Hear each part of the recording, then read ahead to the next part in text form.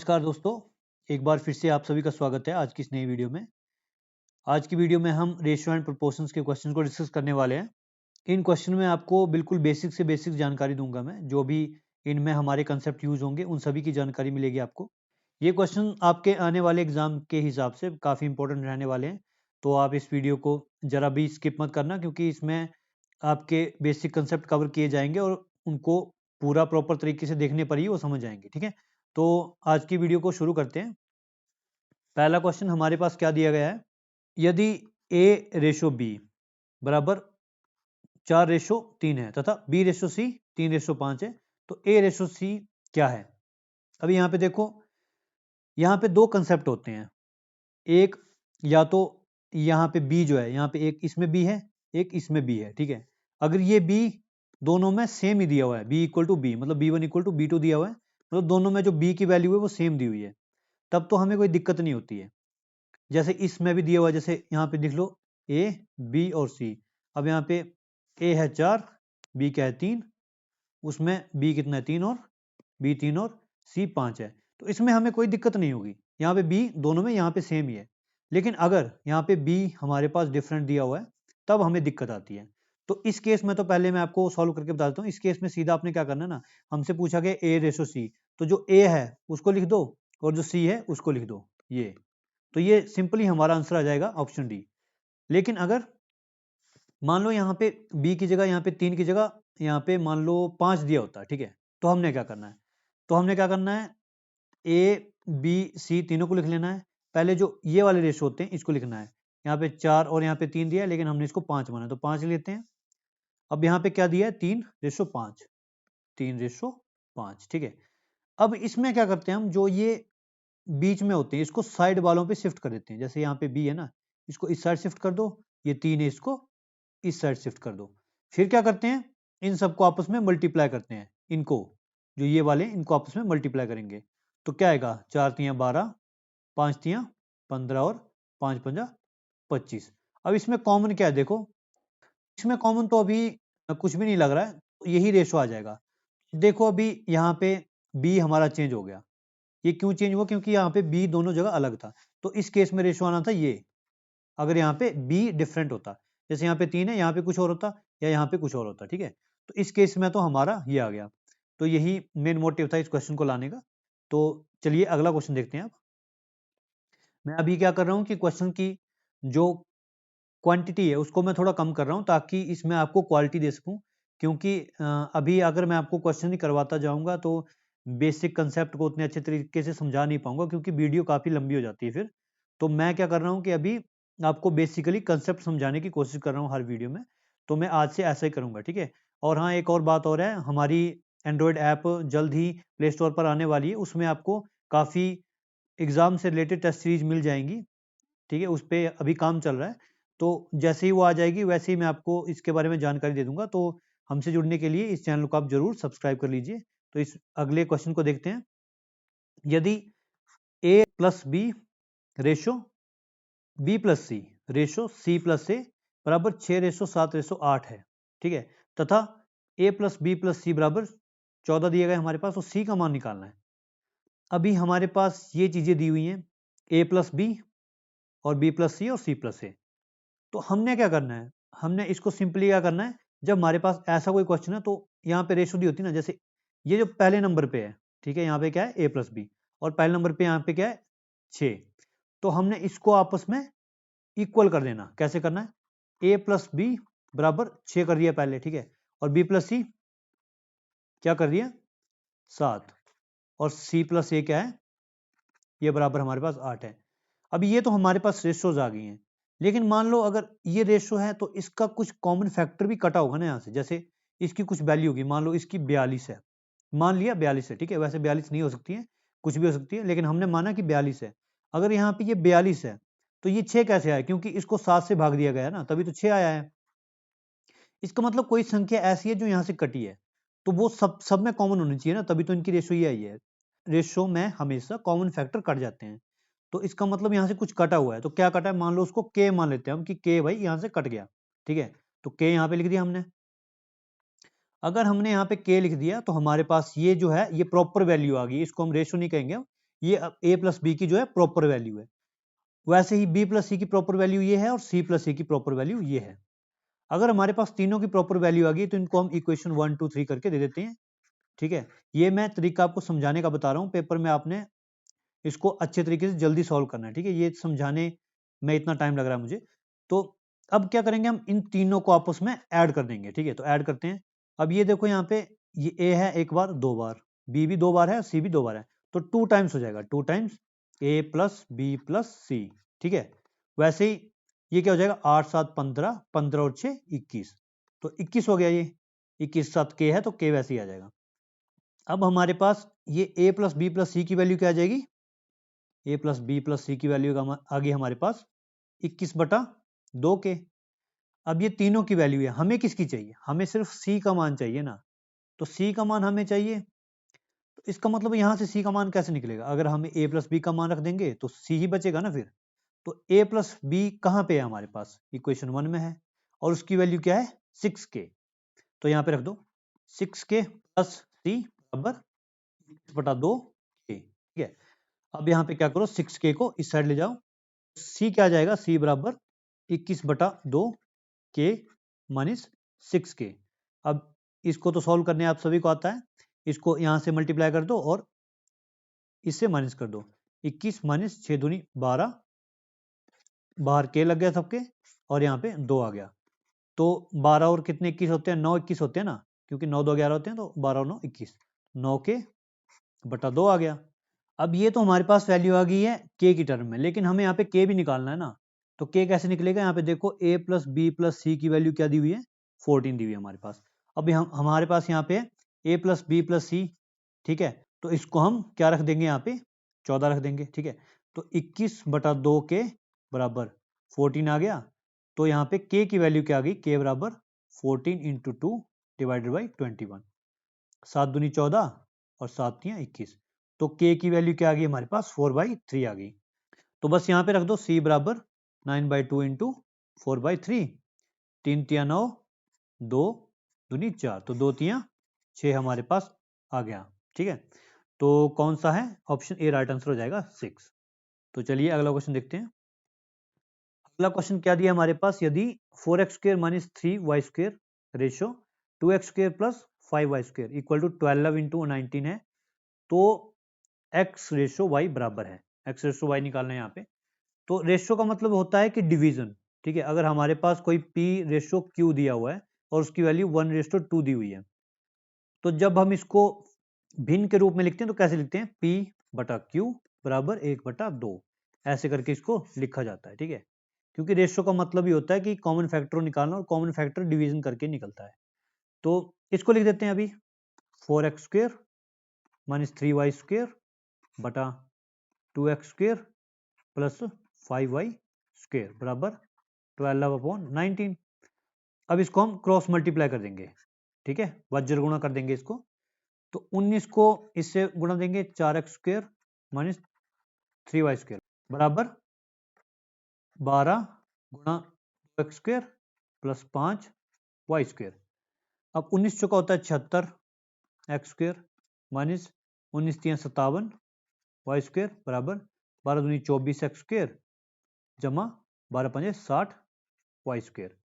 अब x square वाले factor को एक साइड रख लेते हैं, वाई स्क्र फैक्टर वालों को दूसरी साइड, तो 76 x square minus 24 x square, ये इस साइड प्लस का था, इस साइड आया तो माइनस का हो गया, बराबर 60 वाई स्क्र प्लस ये इस साइड माइनस का है, इसको दूसरी साइड ले जाएंगे तो प्लस का हो जाएगा 57 वाई स्क्र। अब यहाँ पे क्या बनता है, 76 में से 24 हम घटा देते हैं, 76 माइनस 24, 6 से 4 गए 2, यहाँ पे 7 से 2 गए तो 5, 52 बन गया। तो 52 एक्स स्क्र बराबर ये कितना हो गया 7 और 6 5 11, 117 वाई स्क्र आ गया। तो अब हम क्या करेंगे, इसमें हम x square upon y square कर लेते हैं और इसको दूसरी साइड ले जाते हैं। जैसे हम वाई स्क्र को यहाँ पे नीचे ले आएंगे और यहाँ पे 52 को इस साइड यहाँ पे नीचे ले जाएंगे, तो कैसे करेंगे, एक्स स्क्र बटा वाई स्क्र क्या हो जाएगा 117 बटा 52। ठीक है, अब ये किससे कटेगा, ये 13 से कट जाएगा। ठीक है, चौका 52, 13 117, तो 9/4 आ रहा है। अब 9 भी परफेक्ट स्क्वायर है और 4 भी परफेक्ट स्क्वायर है, ठीक है। तो जब हम दोनों का अंडर करेंगे ना, इस साइड दोनों का अंडर किया तो क्या है हमारे पास 3/2 आ गया। तो बटा 2 है, मतलब ये रेशो में है, तो रेशो क्या आ जाएगी, ऊपर x है तो x की रेशो सामने वाली 3 होगी और y की रेशो क्या हो जाएगी 2। तो अगर हम x रेशो y लिखेंगे तो हमें लिखना पड़ेगा 3/2। तो कहाँ पे है, ऑप्शन सी राइट आंसर हो जाएगा हमारा। तो अगला क्वेश्चन देखते हैं।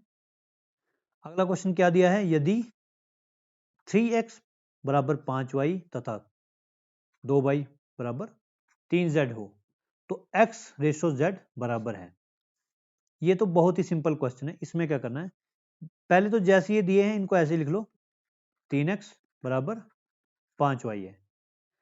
अब इसको हम कैसे कन्वर्ट करेंगे, इसको कन्वर्ट करने के लिए y को x के नीचे ले आएंगे और 3 को 5 के नीचे, ठीक है। तो x बटा y बराबर 5/3। तो ये हमारे पास एक रेशो आ गई किसमें, x और y में। तो x और y की रेशो कितनी आई, यहाँ पे लिख लो x रेशो y कितनी आ गई, 5/3 आ गई, ठीक है। अब हमारे पास दूसरा फैक्टर क्या दिया है, ये दी हुई है 2y बराबर 3z, 2y बराबर 3z। अब वैसे ही करके हम इसको भी करते हैं जैसे हमने पिछले वाले को किया, y/z बराबर 3/2 आ गया। तो y और z का रेशियो क्या आया, y आ गया 3 और z आ गया 2, ठीक है, ऐसे लिख लेते हैं, ये z आ गया यहाँ पे। अब हमसे पूछा क्या गया है, x और z बराबर है, x और z का मान क्या है, तो वही आ गया ना, बीच में y जो है ये दोनों का कॉमन है। जैसे मैंने पिछले वाले क्वेश्चन में आपको समझाया था कि अगर बीच वाला कोई फैक्टर ये जो है ये फैक्टर कॉमन आ जाता है तो सीधा ये वाला हो जाता है आंसर जो हमारे पास दिया हुआ है, इसकी रेशो चेंज नहीं होती है। अगर ये चेंज हो जाता है तो पूरी रेशो आपस में चेंज हो जाएगी। तो x रेशो z क्या हो जाएगा, 5/2। तो कौन सा ऑप्शन है यहाँ पे, ऑप्शन डी राइट आंसर हो जाएगा हमारा। तो अगला क्वेश्चन देखते हैं। अगला क्वेश्चन दिया है 12 तथा 30 के तृतीयानुपाती तथा 9 व 25 के मध्यानुपाती का अनुपात क्या है। अब यहाँ पे कंफ्यूज होने वाली बात है, तृतीयानुपाती क्या होता है, मध्यानुपाती क्या होता है, ठीक है। तो सबसे पहले इसी के बारे में पता होना चाहिए ना। अब मान लो पेपर में आ जाता है तृतीयानुपाती निकालिए, मध्यानुपाती निकालिए, तो कैसे निकालेंगे, जब इसका पता ही नहीं होगा तो कैसे निकालेंगे। तो इसके लिए मैं आपको पहले इसका कंसेप्ट बताता हूँ। मान लो ए बी सी 3 नंबर हमारे पास कोई दिए हुए हैं और इनके बीच में रेशो दी हुई है, ठीक है, ये रेशो का क्वेश्चन है। तो रेशो तो हम लेके ही चलेंगे, इसमें इसके बीच में कोई रेशो दी हुई है, इसके बीच में कोई अनुपात दिया हुआ है, ठीक है। तो इसमें जो ये होता है ये पहला नंबर होता है, ठीक है, फर्स्ट नंबर। ये बीच का नंबर, बीच का मतलब मध्य, ठीक है। और तृतीय ये तीसरे नंबर का है ना, तो इसको तृतीय बोलेंगे हम, ठीक है, तृतीय, ठीक है। तो अब आपको पता लग गया होगा कि मध्यानुपाती कौन होगा, तृतीय अनुपाती कौन होगा, ठीक है। मध्यानुपाती ये होगा बीच का बी। अगर मान लो कहीं पे आपसे पूछा गया कि मध्यानुपाती निकालिए, अगर आपको 2 नंबर दिए हुए हैं और मध्यानुपाती पूछा है, मतलब इसमें बी नहीं है, ये जो नंबर है ये ए और सी है और इसमें बी नहीं है। अगर मान लो कहीं पे ये 2 नंबर दिए हुए हैं और उसमें तृतीय अनुपाती पूछा गया है, इसका मतलब क्या है कि ये जो नंबर आपको दिए गए हैं ये ए और बी है, इसमें हमने सी निकालना है। तो यही इसका मेन फंडा है। अब देखो ये इजीली सॉल्व हो जाएगा, कैसे करना है। इसके लिए अब एक बेसिक फॉर्मूला होता है कि जो ये बी है जो मध्य वाला है ये होता है, इसका स्क्वायर जब करेंगे तो ए और सी के बराबर होता है, ये मतलब बी स्क्वायर बराबर ए सी। बस यही फॉर्मूले से ये सॉल्व होगा। अब पहले केस में हम बी स्क्वायर बराबर ए सी कैसे लगाएंगे, ये तृतीय अनुपाती है, मतलब यहाँ पे हमने सी निकालना है, तो हमें बी पता है। अब जो पहले वाला होगा ये ए होगा और दूसरे वाला ये बी होगा, ठीक है, ये ध्यान रखना है, जो पहले वाला ए दूसरे वाला बी होगा। तो पहले वाला ए है तो ए तो इस साइड है, तो इसको इस साइड लिख लो, 12 गुना सी, और बी क्या है 30, तो 30 का स्क्वायर, ठीक है। तो यहाँ से सी क्या निकलेगा, सी बराबर 3×900/12। तो इसको काटते हैं, 4×3=12, 3×3=9, तो अभी ये क्या आ गया, 300/4 आ गया, ठीक है। तो इसको काटते हैं, 4×7=28, 2×30 20, 4×5=20, तो 75 आ गया। सी की वैल्यू क्या आ गई, 75। अब दूसरी वैल्यू कौन सी निकालनी है, यहाँ पे इन दोनों का मध्यानुपाती निकालना है, मध्यानुपाती मतलब बी निकालना है। तो वही फार्मूला दोबारा से लगा दो, बी स्क्वायर बराबर ए सी। अब ए और सी यहाँ पे ये दिए, ए बराबर 9 है, सी बराबर 25 है, तो 9×25 यहाँ पे आ जाएगा। सिंपली इसका रूट कर दो, अब दोनों साइड रूट लेंगे तो क्या होगा, बी बराबर 9×25 का अंडर रूट आ जाएगा हमारे पास। 9 का अंडर रूट क्या होता है 3, 25 का 5, तो 5 3 15। ठीक है, अब हमारे पास बी भी आ गया है और ये सी भी आ गया है। अब हमने क्या क्या पूछा गया है, इसके तृतीय अनुपाती और इसके मध्य अनुपाती का अनुपात। तो इसका तृतीय अनुपाती कौन है, जो पहले 75 आया था 75 बटा जो इसका मध्य अनुपाती, इसका मध्य अनुपाती कौन है, जो ये 15 आया है तो 15। अब इसका अनुपात क्या होगा, इसको काट दो अनुपात के लिए, 15 पंजा 75, तो 5 बटा 1 आ गया और रेशो क्या आई 5:1 आ गई। तो कहां पे है ये option, option B right answer हो जाएगा हमारा 5:1। तो चलिए अगला क्वेश्चन देखते हैं। तो अगला क्वेश्चन क्या हमारे पास दिया हुआ है, दो संख्याएं 5:6 के अनुपात में है, दोनों संख्याओं में से 8 घटाने पर 1:2 के अनुपात में हो जाती है, संख्याओं का गुणनफल कितना है। अब भाई ये क्वेश्चन ऐसा है जो कि 1 मिनट में भी सॉल्व हो सकता है और 5 मिनट भी ले सकता है, ठीक है, और वैसे 30 सेकंड में भी हो सकता है। तो इसके लिए अलग अलग मेथड यूज होते हैं। अब मैं आपको ऐसा मेथड बताऊंगा जो कि रेशो का ही मेथड है और रेशो में ही हम इसको एप्लीकेबल करेंगे, ठीक है। तो कैसे करेंगे मैं अभी आपको बताता हूँ। इसका वैसे ट्रेडिशनल मेथड है, वो तो आपको हर बुक में मिल जाएगा, लेकिन मैं आपको इसकी ट्रिक बताता हूँ कैसे करना है। पहले जो दो संख्याएं लिखी हुई हैं इसको लिख लो, 5:6 ये लिख लिया आपने, ठीक है। इसको ध्यान से देखो, ठीक है, इसको अपने माइंड में रखना है, इसको आपने यहां से लिख लिया। उसके बाद दोनों संख्याओं में से 8 घटाने पर, पहले तो दो संख्याएं हैं वो इसके अनुपात में हमारे पास दी हुई है, लेकिन जब हमने इसमें से 8 घटा दिया, अब कुछ घटाया हमने, क्या घटाया 8 घटाया, तो -8 कर दिया, तो इसकी रेशो ड्रॉप डाउन हो गई, मान लो कम हो गई, ठीक है, तो चेंज हो गई मतलब, और चेंज होने के बाद रेशो क्या आ गई हमारे पास, रेशो आ गई 1:2, तो 1:2। अब ध्यान रखना है कि मान लो ये दो नंबर ए भी दिए हैं, तो जो पहले वाली रेशो है उसके नीचे ही दूसरे वाली रेशो लिखनी है, ये आपने लिख ली रेशो, ये आपने काम कर दिया। उसके बाद आपने क्या करना है, आपने इन दोनों का चेंज देखना है। चेंज का मतलब कि ये 5 से अगर 1 हुई है तो इसमें कितने का चेंज आया, इसमें कितने का चेंज आया -4 का, मतलब 4 एक फैक्टर रख लेते कि 4 का चेंज आया इसमें, क्योंकि 4 और 1 होते हैं ना 5, तो 4 ये कम हो गई। अगर ये 6 से 2 हुई तो इसमें कितने का चेंज आया, इसमें भी 4 का चेंज आया, ठीक है। ये एक कंसेप्ट है, इसको आपने बहुत ही ध्यान से समझना है और इसकी प्रैक्टिस भी खूब करनी है, क्योंकि इससे आपके जो 5-5 मिनट लेते हैं ना क्वेश्चन, वो 1 मिनट के अंदर अंदर, मैं बोलूँ 30 सेकंड के अंदर अंदर ही सॉल्व हो जाएंगे, ठीक है। तो ऐसे करके इसको करना है। तो हमने ये देख लिया कि इसमें चेंज कितना है, चेंज आया इसमें 4 का। अब यहाँ पे तो चलो हमारा इजी हो गया क्वेश्चन, क्योंकि इसमें दोनों में कॉमन ही चेंज आया, इसमें भी 4 का है, इसमें भी 4 का है, तो जो नेट चेंज है वो 4 आ गया हमारे पास, ठीक है, दोनों में 4 का चेंज आ गया।